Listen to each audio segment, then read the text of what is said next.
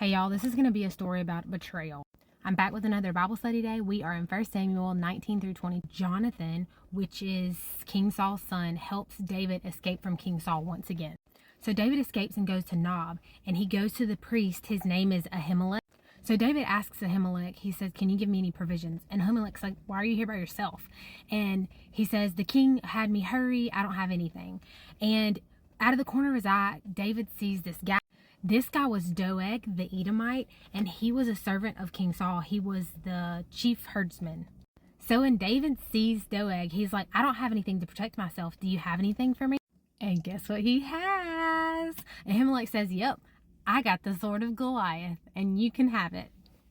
How cool is that? If you remember, Goliath is the Philistine that David killed that got him all the glory in the first place, which is why Saul hates him.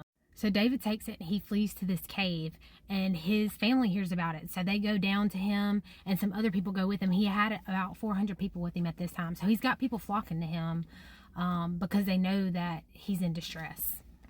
So Doeg goes back and he tells Saul, he's like, I saw David, and the priest Ahimelech gave him provisions and yada yada. So then Saul is like, okay. So he goes to Ahimelech and he's like, hey, why'd you do this? And Ahimelech's like, I thought I was doing you a favor.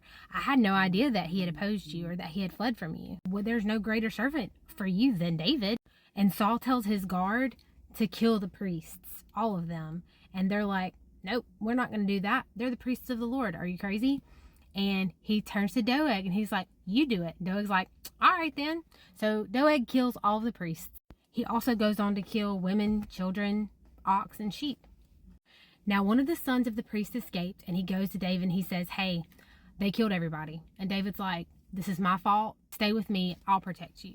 Now that's the end of that chapter. Psalm 52 is the psalm that David wrote when Doeg betrayed him. And basically, I'm not going to read the whole psalm, but the psalm says, evil are people who delight in their riches, and then a righteous person is one that has the faithful trust and the steadfast love of God forever and ever, and that is the answer to that evil. So to sum up today's Bible study, in the midst of betrayal, we must trust God.